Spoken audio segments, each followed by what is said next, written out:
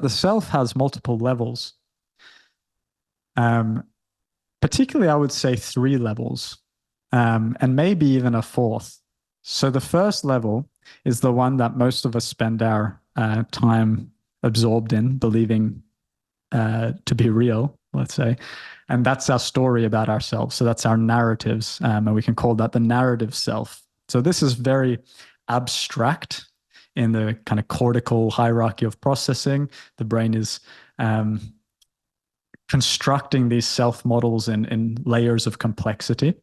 And at the most kind of complex abstract level is this narratives, our stories, our beliefs about who we are across time.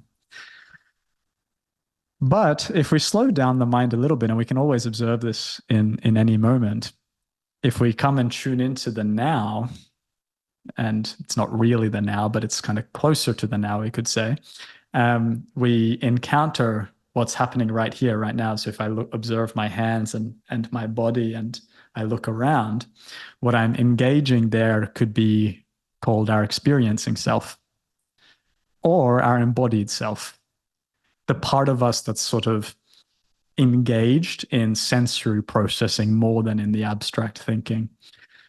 And so this is a layer kind of less constructed, you could say, in the mind, our experiencing embodied self from the narrative self. And this is also how the brain constructs models in time. So this component of the narrative self being far into the past and into the future, and the embodied self being more in the now, is consistent with how the brain builds models in layers of temporal depth.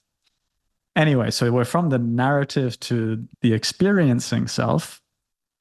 We can even go a layer deeper, because we can also recognize that not only can I engage in the present in the sense of recognizing that there is this body and all of this sensory experience that's happening, I can also, and you can as well, recognize that I'm witnessing this experience.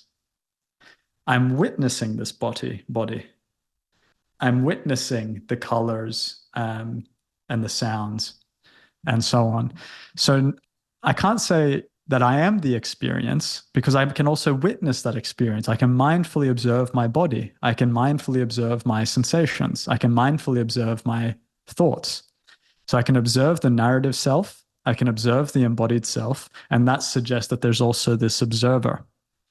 So we can call that the witnessing self. So we got the narrative, the embodied, and the witnessing self.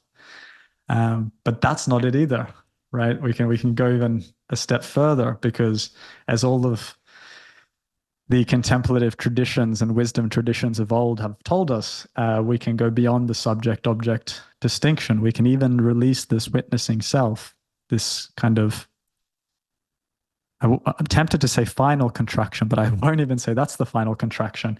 But one can release this witnessing self, and then there's, you could say, some sort of pure being, pure awareness, pure stillness, pure spaciousness, pure presence. All metaphors that point to this kind of non-conceptual, effortless, peaceful, or much less constructed self. So that's four selves. And I say that those are all kind of still self, because there can still be identification at all of these levels. So this is something that happens when people go on a meditation journey. They go from being identified with the narrative self to being identified with the experiencing self, to being identified with the witness, to being identified with the awareness. And then there's something else that can happen after that, which is a kind of cessation of consciousness, where even the identification with the pure awareness, the pure consciousness, is deconstructed or de-reified. And then what we can say is that there's a kind of freedom.